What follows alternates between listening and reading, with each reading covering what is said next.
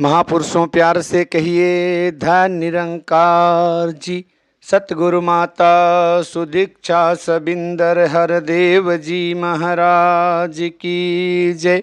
महापुरुषों, सतगुरु की कृपा, आप सभी के आशीर्वाद से दास एक बार पुनः अपने निरंकारी बुक समरी नामक चैनल के माध्यम से आप सभी संत जनों महापुरुषों के श्री चरणों में उपस्थित है।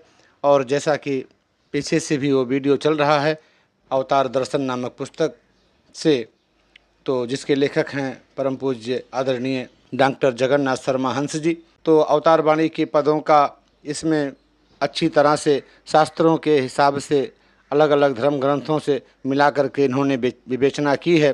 तो ये हर एक गुरसिख को, हर एक निरंकारी भक्त को, क्योंकि हमारे लिए सबसे महत्वपूर्ण, सबसे पूजनीय, सबसे वंदनीय अगर कोई पुस्तक है तो संपूर्ण अवतार वाणी है, संपूर्ण हरदेव वाणी है। यह हमारा धर्म ग्रंथ है, ये हमारा प्राण है। और इसके एक एक शब्द को सतगुरु बाबा हरदेव सिंह जी महाराज और शहंशाह बाबा अवतार सिंह जी महाराज ने अपने अनुभव से, क्योंकि ये स्वयं समय के पैगंबर, समय के मुर्शद हैं, तो इन्होंने लिखा है। और जब इसे किसी धर्म ग्रंथ से मिलाते हैं तो वो सारी की सारी बातें उन धर्म ग्रंथों में पहले लिखी हैं जो आज, क्योंकि परमात्मा हर समय में एक ही रहता है। जब वो प्रकट होता है तो अपनी सारी शक्तियों के साथ प्रकट होता है। हम इंसान हैं, हमें वो समझ में नहीं आती रमज सतगुरु का, क्योंकि तीन लोक का मालिक होकर के ये स्वयं को दास बताते हैं। तो दास इस अवतार वाणी को ज्यों का त्यों पढ़ने का, और जैसे शर्मा जी ने विवेचना की है उसे धर्मशास्त्रों के हिसाब उसी को आपके समक्ष रखने का प्रयास करेगा।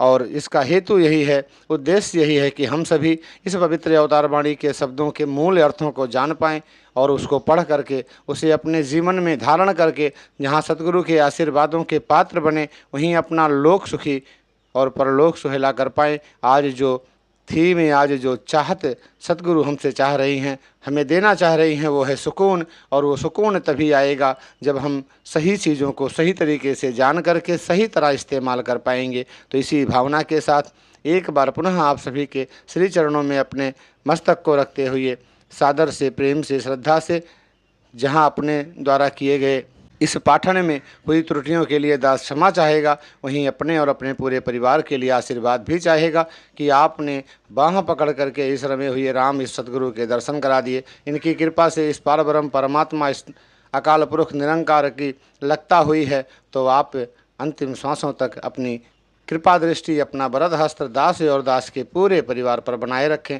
जिससे हम भी सेवा सत्संग सुमिरन करते हुए सुकून के भागीदार बन पाएँ और अपना लोक सुखी और परलोक सुहेला कर पाएँ। मूल पद 228। इकनू जाड़ के घट घट अंदर सबना दे नाल प्यार करन। इकनू जाड़ के घट घट अंदर सबना दा सत्कार करन। गुण गावन नित्य से इक दे ऐसे दादीदार करन। ऐसे इक दे नाल जोड़ के बेड़ा जगदा पार करन। सांस सांस इस इक नू सिमिरन दूजा कदे दिया मन्ना। कहे अवतार वो पूरे गुरसिख इकनू कदी भुला मन्ना। हिंदी काव्यानुवाद। एक को जाने घट घट अंदर फिर सब ही से प्यार करें। एक को जाने घट घट अंदर सबका ही सत्कार करें। गुण गाएं नित्य इसी एक का, इसका ही दीदार करें। इसी एक के साथ जोड़ के जग का बेड़ा पार करें। श्वास श्वास इस एक को सुमिरे, किसी और को ध्याए ना। कहे अवतार भक्त वही जो इसको कभी भुलाए ना। अर्थ, अनन्य भक्ति का स्वरूप बतलाते हुए महात्मा अवतार सिंह जी कहते हैं कि प्रभु के अनन्य भक्त वे हैं जो सर्वव्यापी निरंकार परमात्मा का घट घट में दर्शन करके सबसे ही प्रेम करते हैं और उन्हें प्रभु रूप समझकर सबका सत्कार करते हैं। सबके माध्यम से इस एक का दर्शन और गुणगान करते हैं। प्रभु के ऐसे अनन्य भक्त ही परमात्मा के साथ जोड़कर संसार का उद्धार करने वाले परोपकारी महात्मा होते हैं। ये भक्त हर श्वास में इस एक प्रभु का ही स्मरण करते रहते हैं, अन्य किसी मायावी वस्तु का ध्यान कभी करते ही नहीं। सहज समाधि युक्त प्रभु के अनन्य भक्त वही हैं जो कभी भी इस एक प्रभु को भूलते नहीं। व्याख्या: भक्तों की रहनी अथवा सहज समाधि युक्त प्रेमा भक्ति का ऐसा ही वर्णन शास्त्र सम्मत है। मानस में लिखा है संत शिरोमणि तुलसीदास जी ने, सो अनन्य जाके असी मति नटरई हनुमन, मैं सेवक सचराचर रूप स्वामी भगवंत। हे हनुमान, मेरा अनन्य भक्त वह है जो मेरे रूप सभी जड़ चेतन को अपना प्रभु और स्वयं को सेवक समझता है। अथर्ववेद 3:8-6 में कहा गया है कि हे भक्तजनों, विश्व को मेरा ही चेतन रूप समझो और विश्व की सेवा ही मेरी भक्ति जानो। मुंडकोपनिषद 3:1-3 में भी कहा गया है कि तत्वदर्शी सारे विश्व को ब्रह्म रूप देखता हुआ समदृष्टि प्राप्त कर लेता है। ईशोपनिषद में लिखा है, ईशावास्यम इदम सर्वम यति कचित जगत्याम जगत। इस जगत में सभी जड़ चेतन ईश्वर का आवास हैं। कबीरदास जी भी कहते हैं, संतों सहज समाधि भली, साई ते मिलन भयो जा दिन ते सुरत नयनत चली। आँख न मूंदूं कान न रूधूं काया कष्ट न धारूं, खुले नयन से हंस हंस देखूं सुंदर रूप निहारूं। कहूँ सो नाम सुनूं सो सुमिरन, जो कुछ करूं सो पूजा। गृह उजाड़े एक करि जाने, भाव नयानो दूजा। जहाँ जहाँ जाऊँ सो परिक्रमा, जो कुछ करूँ सो सेवा। जब सोऊं तो करूं दंडवत पूजों और ना देवा।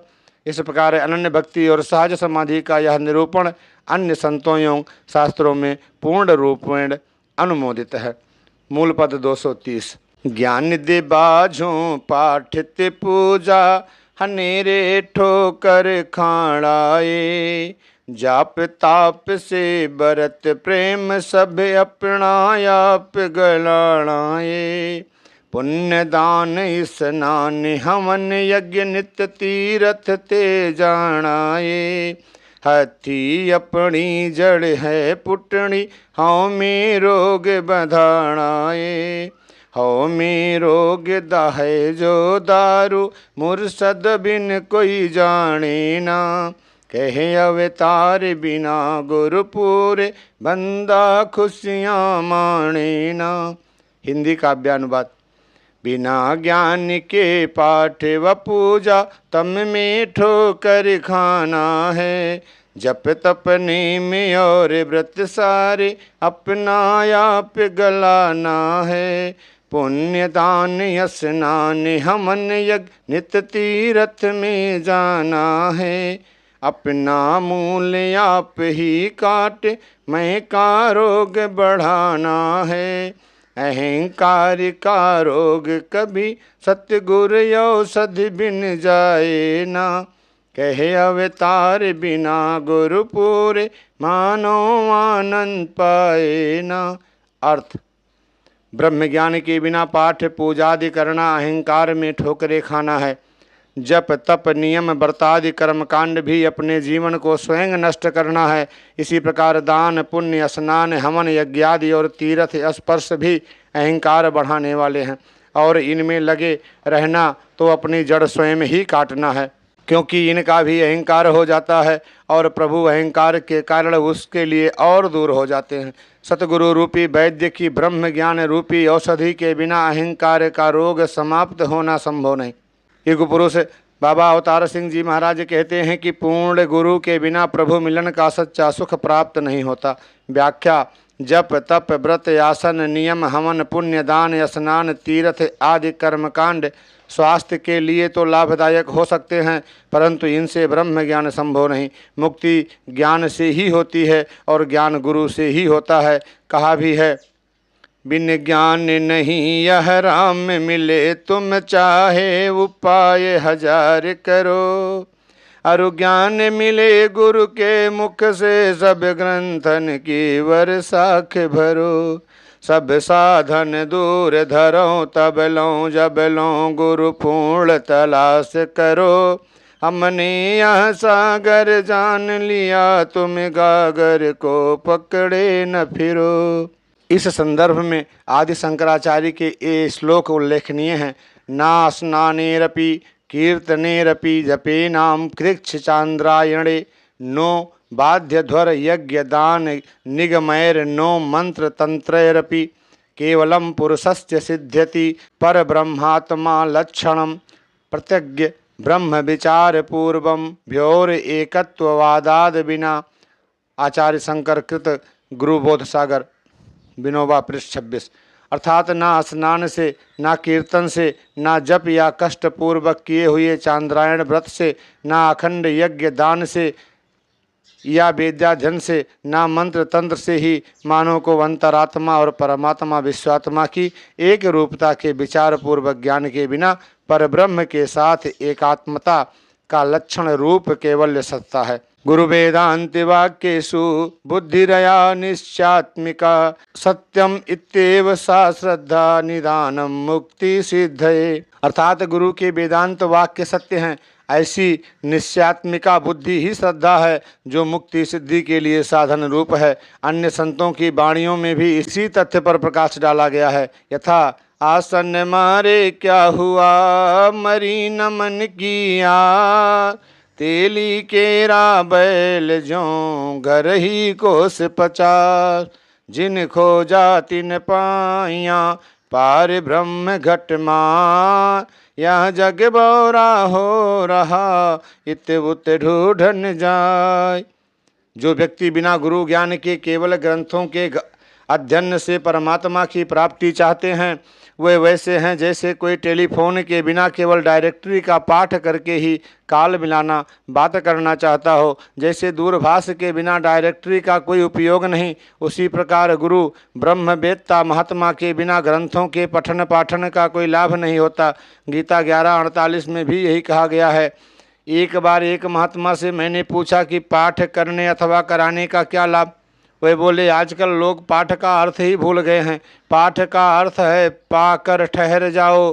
पा मतलब होता है पाकर प्राप्त करके, और ठा मतलब ठहरना। परंतु ये प्रभु को गुरु से प्राप्त नहीं करते, इसलिए ठहरते भी नहीं।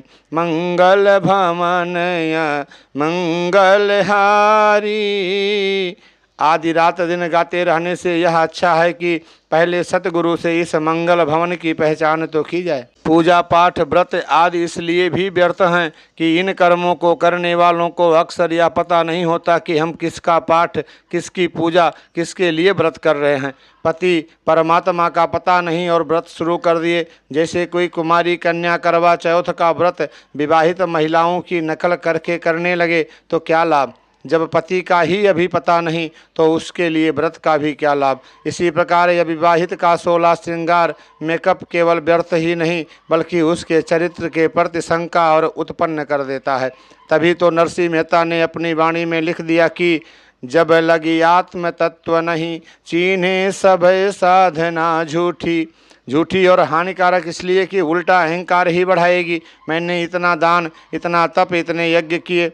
गीता 3:2 में कहा गया है कि अहंकार के कारण मूर्ख व्यक्ति अपने को कर्ता मान लेता है, जबकि सारे कर्म प्रकृति के गुणों द्वारा किए जाते हैं। फिर इस अहंकार की बीमारी से कैसे बचें।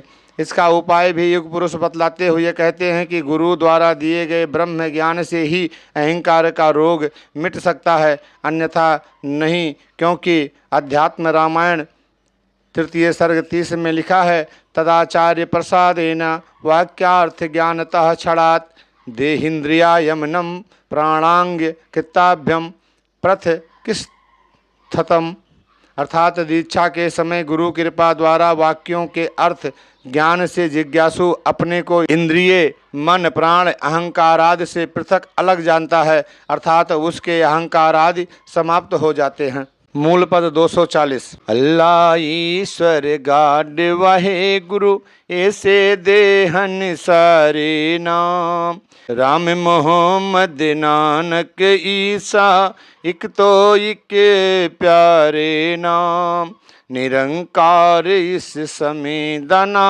है ये भी कोई पुकारे नाम, बिन बेखे बिन जाने ये पर कमनायोड़े उचारे नाम, पहले दर्शन मगरों प्रीति फेर भावे कोई जाप करे, कहे अवतार बिना रब बेके जाप नहीं बिरलाप करे। हिंदी काव्यानुवाद। अल्लाह ईश्वर गाड वाहे गुरु इसके ही हैं सारे नाम, राम मोहम्मद नानक ईसा एक से एक प्यारे नाम, निरंकार है नाम आज का यह भी कोई पुकारे नाम, बिन देखे बिन जाने इसको बिरथा कोई उचारे नाम, पहले दर्शन पीछे प्रीति फिर चाहे कोई जाप करे, कहे अवतार बिना हरि देखे जाप नहीं बिरलाप करे। अर्थ, अल्लाह ईश्वर गाड वाहेगुरु आदि इस एक परमात्मा के ही सारे नाम हैं। इनके अतिरिक्त प्राचीन अवतारों पुरुषों के राम मोहम्मद नानक ईसा आदि एक से एक बढ़कर एक प्रिय नाम हैं और इस नाम से भी अनेक व्यक्ति प्रभु को पुकारते हैं, परंतु ईश्वर नामक पदार्थ को जाने बिना, इस परमात्मा का दर्शन किए बिना अथवा इसका ज्ञान हुए बिना प्रभु के प्रत्येक नाम के उच्चारण व्यर्थ ही हैं। प्रभु का पहले दर्शन अपरोक्षानुभूति अथवा ज्ञान हो जाता है तो पीछे इस हरि से प्रेम स्वमेव होता है। इसके पश्चात यदि कोई जप अथवा स्मरण करता है तो वह लाभदायक और आनंदप्रद तथा मुक्त करने वाला है। हरि को देखे बिना जो जप करता है वह जप नहीं परलाप ही है। व्याख्या, इस पद में युग पुरुष ने यह भाव स्पष्ट किया है कि परमात्मा के जितने भी नाम विविध संप्रदायों में प्रचलित हैं वह सब प्रभु के ही नाम हैं। प्रभु का संदेश देने वाले जितने अवतारी पुरुषों के नाम प्रभु समझ कर लिए जा रहे हैं वे भी सारे श्रेष्ठ हैं और एक से बढ़कर एक हैं, क्योंकि हरि को जानने वाला भी हरि का स्वरूप ही होता है। जानत तुम्हें होई जाई और ब्रह्म वेद ब्रह्मेव भवति, अर्थात ब्रह्म को जानकर व्यक्ति ब्रह्म स्वरूप ही हो जाता है। आदि शास्त्र वचन इसका समर्थन करते हैं। इसी प्रकार वर्तमान काल का निरंकार नाम भी हरि का श्रेष्ठ नाम है तथा इसको प्रकट करने वाला, इसी नाम के पदार्थ अथवा तत्व का ज्ञान कराने वाला सतगुरु भी ब्रह्म का स्वरूप ही है। अक्सर प्रश्न उठाया जाता है कि परमात्मा के अनेक नामों में सर्वश्रेष्ठ नाम कौन सा है। इसका एकमात्र उत्तर है कि जो नाम परम गुरु द्वारा दिया जाता है वही मुक्तिदायक और सर्वश्रेष्ठ है। उदाहरण दृष्टव्य है, गुरु मंत्रों मुखों यस्य तस्य सिद्ध्यन्ति नान्यथा, अर्थात जिसके मुख में गुरु मंत्र गुरु का दिया हुआ नाम रहता है, यानी जो गुरु मंत्र का जप रहता है उसके सब कार्य सिद्ध होते हैं, अन्य के नहीं। गुरु गीता 244।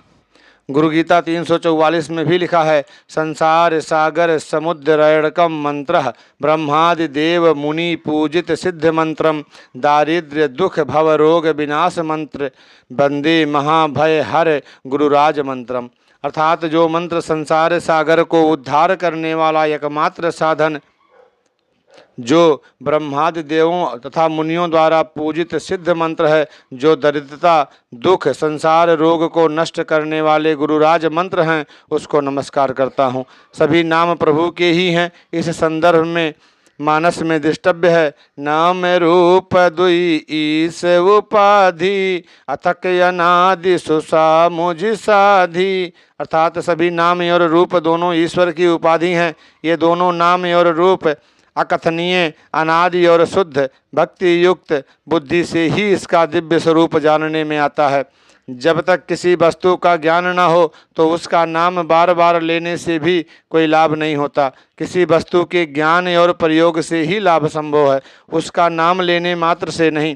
भोजन भोजन कहने से किसी की भूख नहीं मिटती और न पानी पानी कहने से प्यास ही, बल्कि इन नामों की वस्तुओं को जानकर इनका प्रयोग करने से ही लाभ हो सकता है। संत गंगादास जी भी लिखते हैं, जो भोजन का भजन करे है, रात दिना चाहे ध्यान धरे है, बिन खाए क्या पेट भरे है। इसी प्रकार राम नाम कहने मात्र से तब तक कोई लाभ नहीं होता जब तक राम नामक परम पदार्थ को जानकर इसका प्रयोग न किया जाए। आदि शंकराचार्य विवेक चूड़ामणि 64 में लिखते हैं, ना गच्छति बिना पानम व्याधिरोषध शब्दतः बिना परोक्षानुभवम ब्रह्म शब्दैन मुच्येत। अर्थात दवा को बिना पिए केवल दवा शब्द के उच्चारण मात्र से रोग नहीं जाता। इसी प्रकार अपरोक्षानुभव के बिना केवल ब्रह्म ब्रह्म कहने मात्र से कोई मुक्त नहीं हो सकता। किसी आधुनिक शायर का यह कथन भी उचित ही है, वस्तु के बिना नाम कोई नाम नहीं होता, सिर्फ नाम से दुनिया का कोई काम नहीं होता। बीमार को लाजिम है दवा वाह हकीम साकी, नुक्सों की इबादत से तो आराम नहीं होता। इसीलिए युग पुरुष ने इस नियम पर बहुत बल दिया है कि पहले दर्शन पीछे प्रीति, फिर चाहे कोई जाप करे। इसी नियम का समर्थन गोस्वामी तुलसीदास जी भी इस प्रकार करते हैं, जाने बिन न होई प्रतीति, बिन प्रतीत होई नहीं प्रीति, प्रीत बिना नहीं भगत दृढ़ाई, जिम खगपति जल कहे चिकनाई। अर्थात हरि को जानने से ही प्रतीति अनुभव पूर्ण विश्वास होती है और प्रतीत के पश्चात ही प्रेम होता है और तब भक्ति संभव है, अन्यथा नहीं। यही कर्म सुग्रीव की भक्ति में चरितार्थ होता है। मानस में लिखा है, देख अमित बल बाढ़ी प्रीति, बाली बधव इन भई पतीति, बार बार नामहि पद सीसा, प्रभु जानि मन हरस कपीसा, उपज ज्ञान बचन तब बोला, नाथ कृपा मन भयउ अडोला। अर्थात सुग्रीव ने पहले अमित बल संपन्न राम को देखा, फिर प्रेम और विश्वास हुए, इसके बाद बार बार उनके चरणों में सिर झुकाने की भक्ति उत्पन्न हुई, तब मन स्थिर और शांत हुआ। ज्ञान होने पर सुग्रीव स्वयं बोल उठा, हे प्रभु, आपकी कृपा से मेरा मन स्थिर हो गया है, टिक गया है। इससे स्वतः सिद्ध है कि गुरु कृपा से तत्व ज्ञान हुए बिना भक्ति सिमरन जप याद से ना मुक्ति ही मिलती है और ना भक्ति जन आनंद ही। तभी तो गीता के 11वें अध्याय में पहले श्री कृष्ण जी ने अर्जुन को तत्व ज्ञान, निरंकार अथवा विराट स्वरूप का ज्ञान कराया, ब्रह्म दर्शन कराया और इसके बाद 12वें अध्याय में भक्ति का उपदेश दिया। इसके अतिरिक्त स्कंद पुराण के गुरु गीता प्रसंग के अनेक श्लोकों में भी यह स्पष्ट रूप से उल्लेख मिलता है कि पहले गुरु से ज्ञान होता है, ज्ञान के पश्चात ध्यान और भक्ति आदि की परिपक्व स्थिति की गई है। भागवत का यह कथन कि ज्ञान भी भक्ति का सुंदर फल है, इसका विरोधी नहीं, क्योंकि गुरु के प्रति श्रद्धा और प्रेम, श्रद्धा प्लस प्रेम अर्थात भक्ति, ऐसा आचार्य रामचंद्र शुक्ल मानते हैं। जब तक नहीं होता तब तक ज्ञान भी नहीं होता। गीता का श्रद्धा बाल लभते ज्ञानम और अवतार वाणी का जेकर पंच प्रण न मनिए, शब्द बोध भी उंदा नहीं आदि कथन इसी ओर संकेत करते हैं। मूल पद 244। आलम होवे कुल इल्मादा, जगनू सबक पढ़ावे जे, हाकम दा मिल जावे रुतबा, सब ते हुक्म चलावे जे, सूर वीर भी होवे भारा, लम्मी उम्र गुजारे जे, दुनिया भर दी दौलत होवे, सुख भी होवण सारे जे, बन्नी कौड़ी मूल नहीं पैना, जो कुछ भी वो कर दाए, कहे अवतार बिना रब जाने, मुड़ मुड़ जमदा मर दाए, हिंदी का बयानबाद। पंडित सब विद्याओं का हो, जग को पाठ पढ़ाए जो, अधिकारी हो ऊंचा रुतबा, सब पर हुक्म चलाए जो, सूरवीर योद्धा भारी हो, लंबी उम्र गुजारे जो, दुनिया भर की दौलत होवे, सुख भी होवे सारे जो, फूटी कौड़ी भी मूल्य नहीं जो, कुछ भी वह करता है, कहीं अवतार बिना हरि जाने, सदा जन्मता मरता है।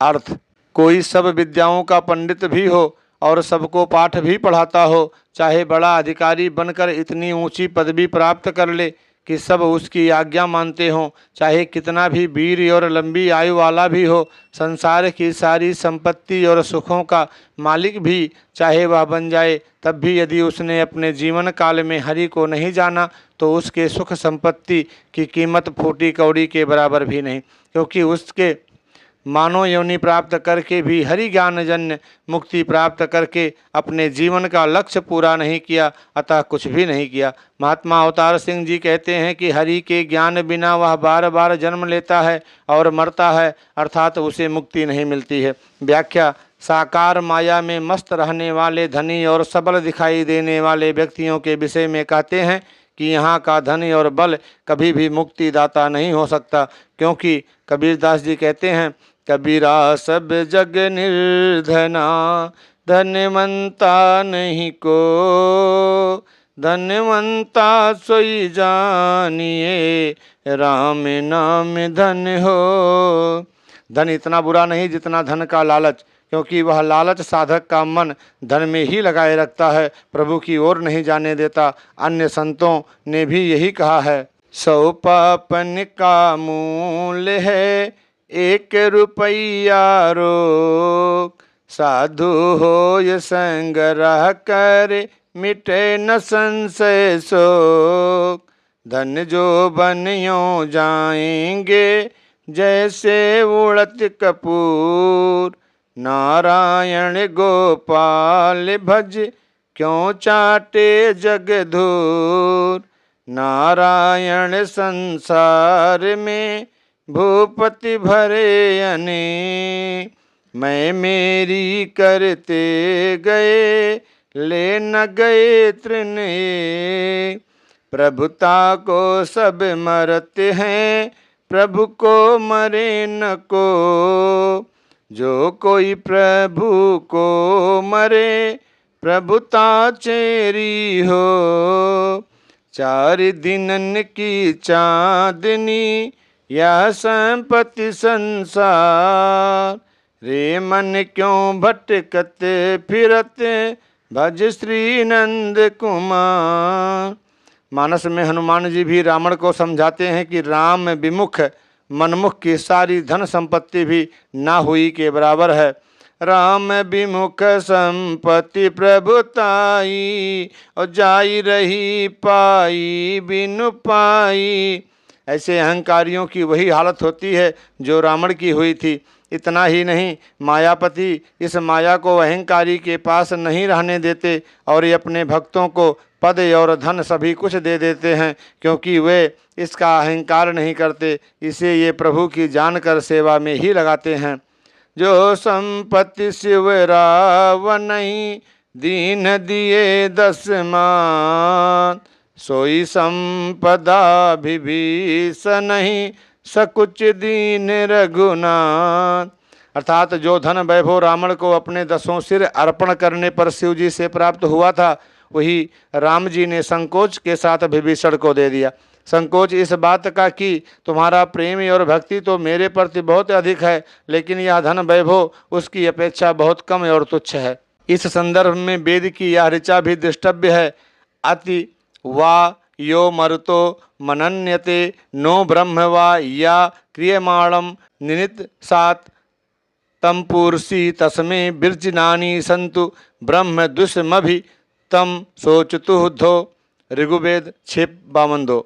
अर्थात जो मनुष्य अपने आप को बड़ा मानने वाला, धन और मान की मस्ती में मस्त है, जो अपने आप को बड़ा पूज्य मानता और मुझ परमात्मा की निंदा करता है, उस आसुरी जीव के लिए तपस्यादि कर्म भी पाप रूप हो जाते हैं। आकाश अथवा सूर्य उस आसुरी जीव को नष्ट कर देता है। इस संदर्भ में गोस्वामी तुलसीदास जी ने कवितावली में कितने विश्वास पूर्वक कहा है, सुराज समाज समृद्धि बिरंचि धनाधपि शोधन भो, पवमान सुपावक सो जम सोम सुपूषण सो भव भूषण भो, करि जोर समीरन साधि समाधि के धीर बड़ो बसहु मन भो, सब जाय सुभाय कहें तुलसी जो न जान कि जीवन को जन भो।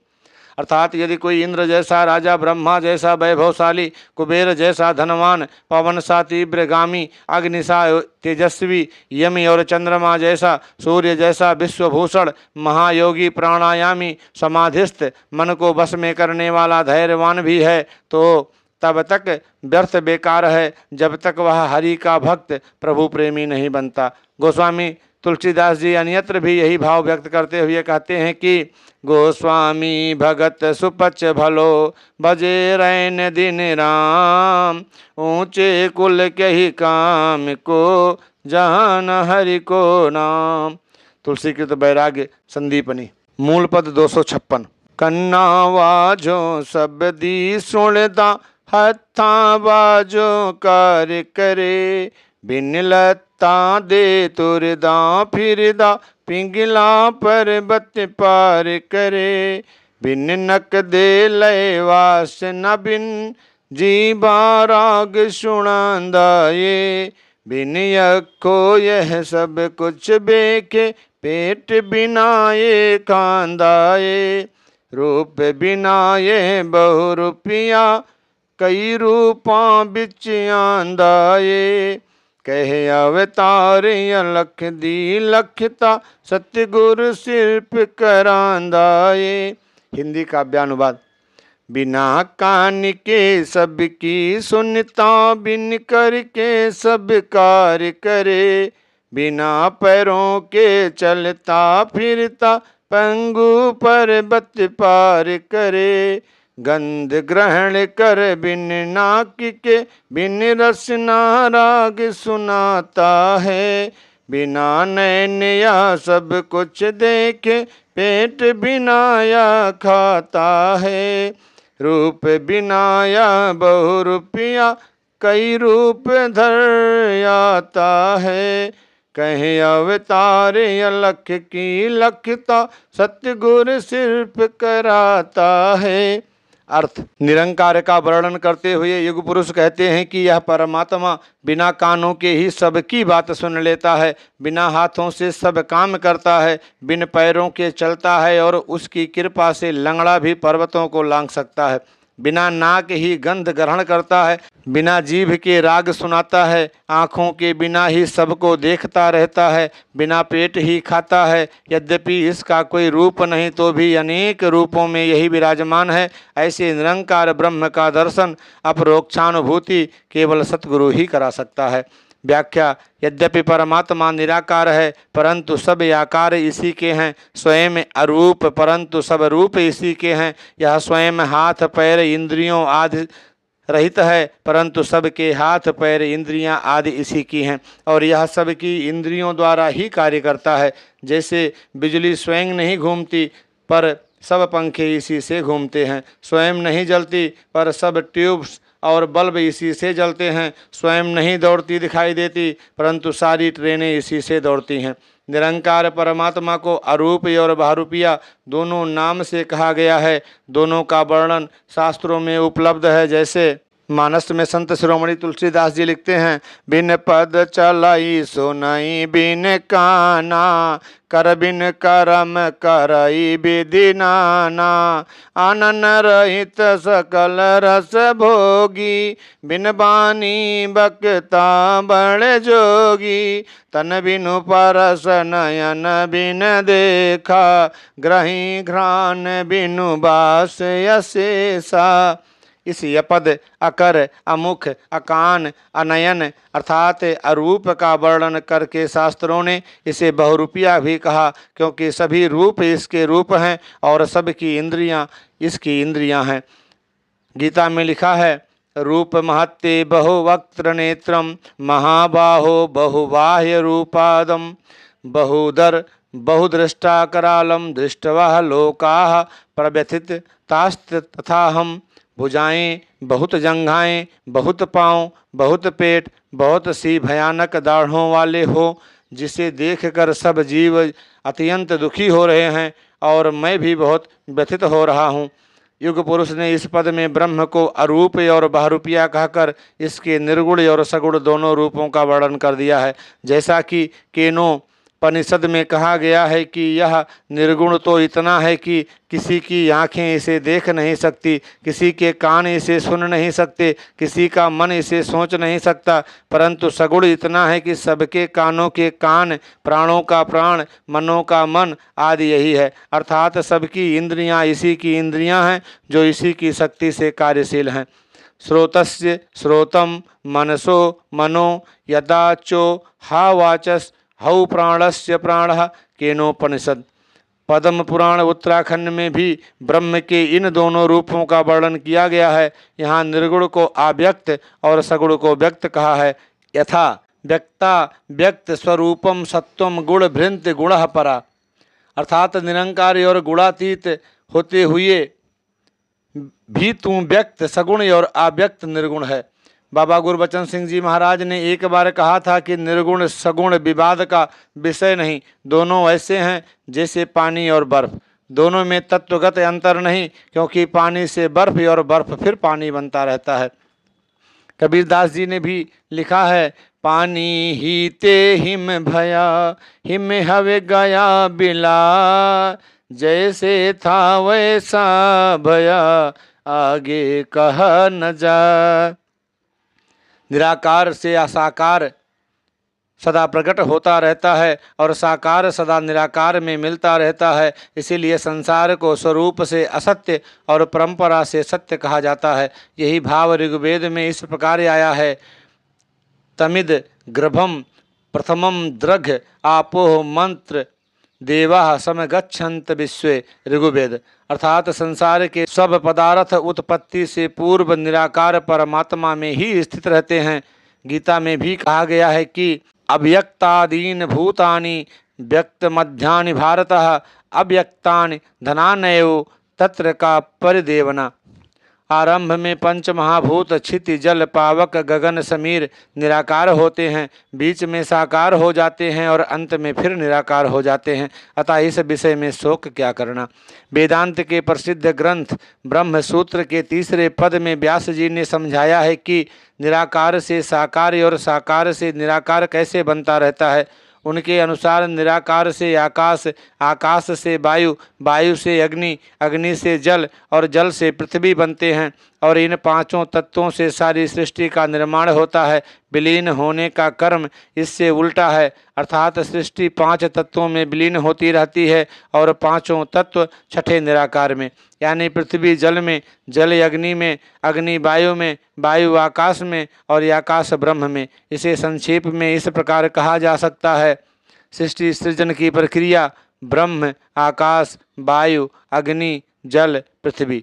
विसर्जन प्रक्रिया पृथ्वी, जल, अग्नि, वायु, आकाश, ब्रह्म। युग पुरुष ने इस पद में जो वर्णन किया है उसके अनुसार उन्हें साकार में निराकार की और निराकार में साकार स्वरूपों की प्रत्यक्ष अनुभूति हुई थी। यही वास्तविक ब्रह्म दर्शन है जो गीता के यो मा पश्यति सर्वत्र सर्वचा मयि पश्यति से भिन्न नहीं। पिंगला पर्वत पार करे का भाव भी अत्यंत प्राचीन है, जो मूकम करोति वाचालम पंगु लंघते गिरिम के आधार पर ही व्यक्त हुआ है। सूरदास जी भी कहते हैं, जाकी कृपा पंग गिर लगे अंधे को सब कुछ दर्शाई। उपनिषद का ऋषि भी यही भाव प्रकट करता है, यस्मिन् सर्वाणि भूतान्य तमैदा भूद बीजानतः तत्र को मोहाकाशों का एकत्व मनुपश्यतः। अर्थात इस प्रकार जब मनुष्य परमात्मा को भली भांत पहचान लेता है, जब उसकी सर्वत्र ब्रह्म दृष्टि हो जाती है। जब वह सब प्राणियों में एक ही तत्व परमात्मा को देखता है तब उसे सदा सर्वत्र आत्म तत्व निरंकार के दर्शन होते रहते हैं। उस समय उसके मन में शोक मोह आदि विकार कैसे रह सकते हैं। वह तो एकत्व के दर्शन करके इतना आनंद मग्न हो जाता है कि शोक मोह आदि की छाया भी उसके मन में नहीं रह जाती। लोगों की दृष्टि में वह सब कुछ करता हुआ भी अपने प्रभु में ही घृणा करता है। उसके लिए प्रभु और प्रभु की लीला के अलावा अन्य कुछ रह ही नहीं जाता। यही बात परकारांतर में गीता अध्याय 6 श्लोक 31 में भी कही गई है कि जो व्यक्ति एक ही भाव में स्थिर होकर सब जड़ चेतन के आत्म रूप से स्थित मुझ सद्गुरु सच्चिदानंद को भजता है वह योगी सब कार्य करता हुआ भी मुझ में ही बरतता है। इस प्रकार के अनेक गूढ़ अर्थों को अपने में समाहित करके अवतार वाणी का यह पद ब्रह्म के निर्गुण और सगुण स्वरूप पर सरलता से प्रकाश डालने में सक्षम है, जो भारतीय वेदांत परंपरा के सर्वथा अनुरूप है। इस वीडियो में इतना ही। अगले जो पद बचे हैं उसे दास अगले वीडियो में आपके समक्ष रखेगा। और एक बार पुनः आप सभी संत महापुरुषों के श्री चरणों में यही याचना कामना प्रार्थना करता हुआ कि दास और दास के पूरे परिवार पर अपनी कृपा दृष्टि अपना वरद हस्त्र बनाए रखें, जिससे दास भी आप सभी के पद चिन्हों पर चलता हुआ सतगुरु के आदेशों और उपदेशों का पालन करता हुआ अपना लोक सुखी परलोक सुहेला कर पाए और आनंद का भागीदार बन पाए, सुकून को प्राप्त कर पाए। तो इसी याचना कामना प्रार्थना के साथ इस पद को बोलने के दरमियान, क्योंकि इसमें संस्कृत शब्द हैं, पंजाबी शब्द हैं, तो ना मुझे संस्कृत आती है ना पंजाबी आती है, हिंदी भी बहुत अच्छी तरह से नहीं आती है। बस दास तो आप सभी संत महापुरुषों के चरणों के प्रताप से जो कुछ भी बोल पाता है वही बोलता है। तो इसे आप दास को अपना नादान बच्चा समझ करके बख्श लीजिएगा और इसे स्वयं समझें और दूसरों को भी इस वीडियो को शेयर करें, जिससे ज़्यादा से ज़्यादा ये संत महात्माओं के समझ में आए और हम इसे जान करके सही मायने में सही तरीके से इसका इस्तेमाल करके सुकून के भागीदार बन पाएँ, आनंद के भागीदार बन पाएँ। तो एक बार पुनः आप सभी के चरणों में अपना मत्था रख करके प्यार भरा धनंकार अर्पित करता है और यही अरदास यही कामना करता है कि हे जगत जननी संसार की आधारभूता सतगुरु माता सुदीक्षा सबिंदर हरदेव जी महाराज हम सभी गुरसिखों पर, हम सभी भक्तों पर इतनी दया दृष्टि कृपा दृष्टि बनाए रखें जैसा आप चाहती हैं वैसा हम सभी का जीवन बन पाए। सतगुरु माता सुदीक्षा सबिंदर हरदेव जी महाराज की जय।